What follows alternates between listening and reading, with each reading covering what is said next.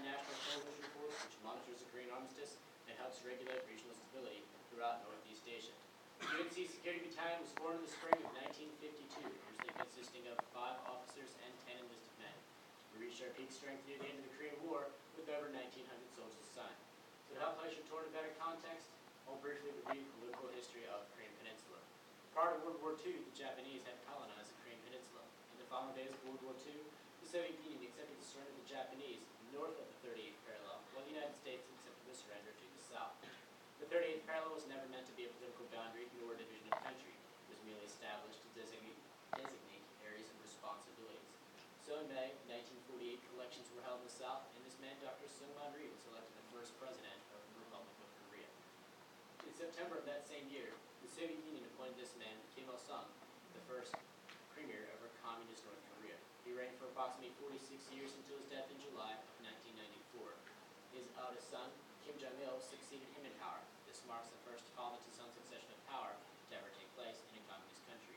He reigned for approximately 17 years until his death in December of 2011. His youngest son, Kim Jong-un, then succeeded him in power. This marks the third generation of their family's rule over communist North Korea. Now, despite negotiations and attempts to reunify the Korean Peninsula, on June 25, 1950, North Korean forces launched a massive surprise attack.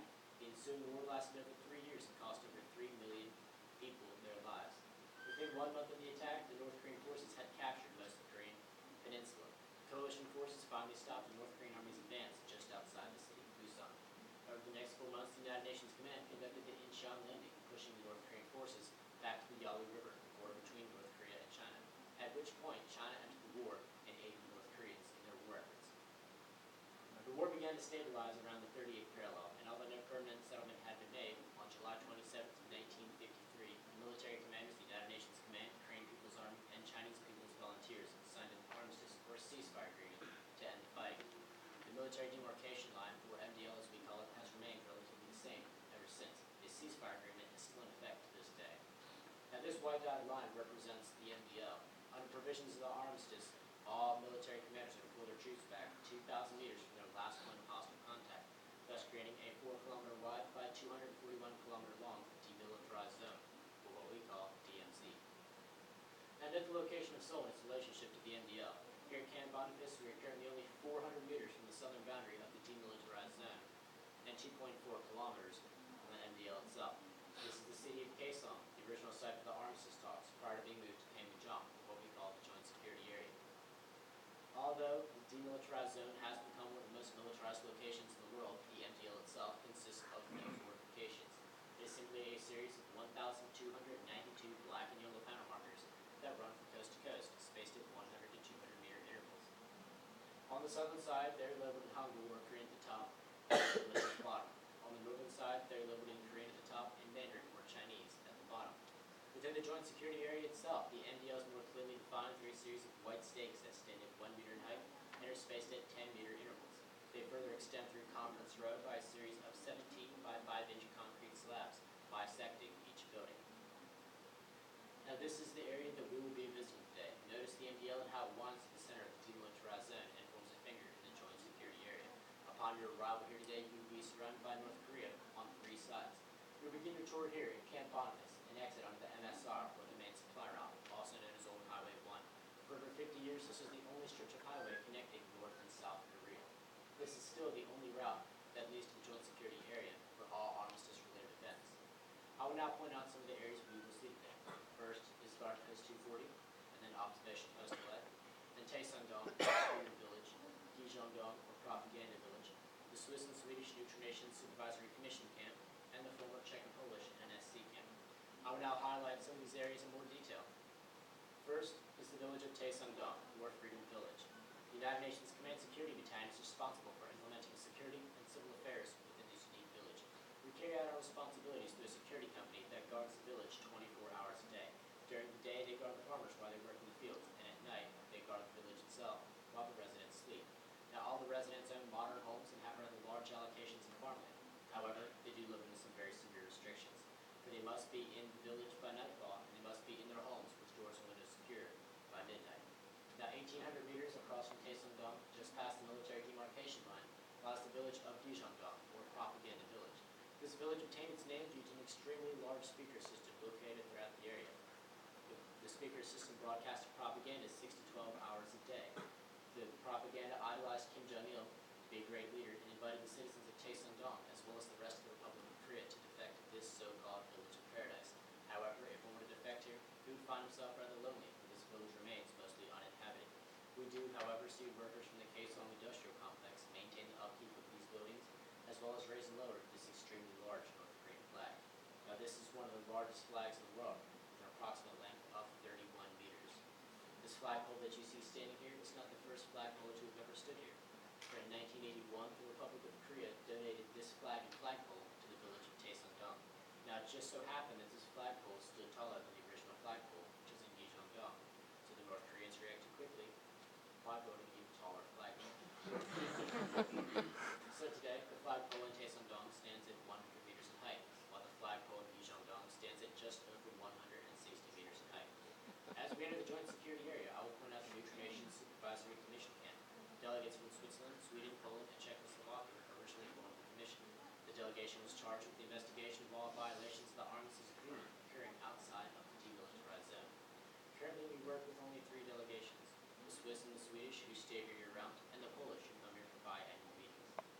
Now, from checkpoint 3, we will be able to see the former Czech and Polish NNSC camp, as seen here on the right.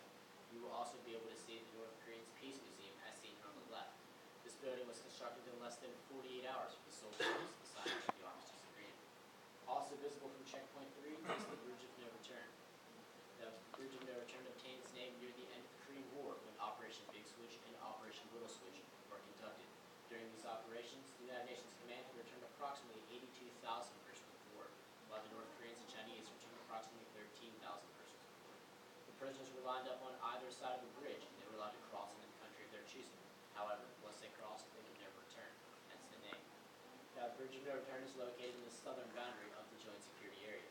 All the blue buildings you see belong to the United Nations Command, while all the red buildings belong to the KPA, or the North Koreans. Prior to 1976, the joint security area was considered a neutral location, and both guard forces were allowed to cross the border freely within this area. The North Koreans took full advantage of this by building 4 KPA guard posts along the southern boundary road, while the United Nations had built none in the north. Now, note the location of checkpoint 4 and how it is surrounded on 3 sides, while the KPA guard posts and isolated from the rest of the joint security area. The soldiers at checkpoint 3 had limited visibility of the soldiers at checkpoint 4 due to an extremely large yellow poplar tree that once grew in this area. So on August 18, 1976, the United Nations Command Security Battalion dispatched a 5-man civilian work detail with the 12-man guard force to conduct routine tree trimming operations to improve visibility between the checkpoints. Upon their arrival, they were met by 28 North Korean guards. The work did begin as scheduled. However, after 15 minutes, the North Korean guards attacked. The ensuing fight lasted approximately 4 minutes, and in that time, the JCA Company Commander, Captain Arthur Bonifus, and First Platoon Leader, First Lieutenant Mark Barrett, were brutally axed to death. Now, to give you a better idea of how outnumbered they were that day, I will show you 3 JCA soldiers visible in this photograph.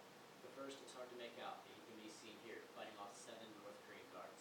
Here, you can see the helmet of Captain Arthur Bonifus, who was axed to death in front of his own vehicle. And here, you can clearly see a North Korean guard wielding an axe at this JSA soldier.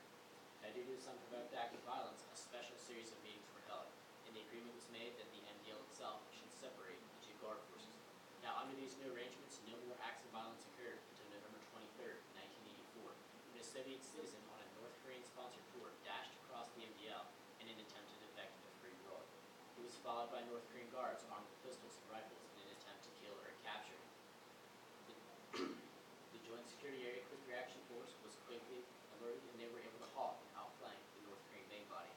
There were approximately 30 North Korean guards in the northern portion of UNC Sunken Gardens.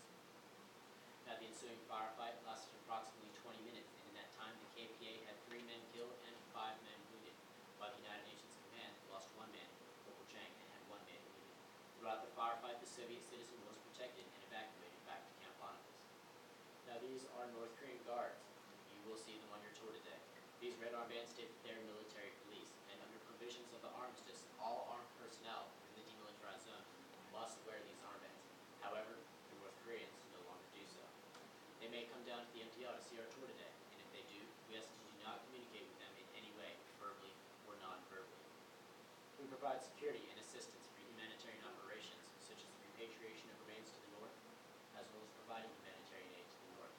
also provide security and assistance for visiting dignitaries and heads of state, such as former President of the United States, George W. Bush, the President of the Republic of Korea, Lee Myung-pak, Prime Minister of New Zealand, John P., Secretary of State Hillary Clinton, and former Secretary of Defense, Honorable Robert Gates.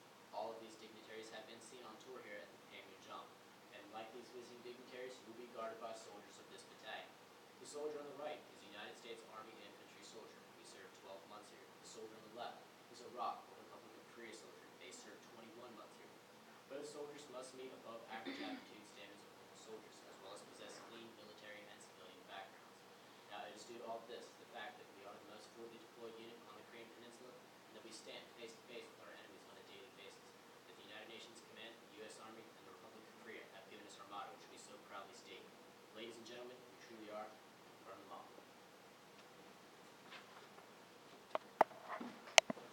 All right, ladies and gentlemen, if you have to use the restroom, please feel free to do so now. If you do not have to, please make your way out to the buses. If you came here on the first bus,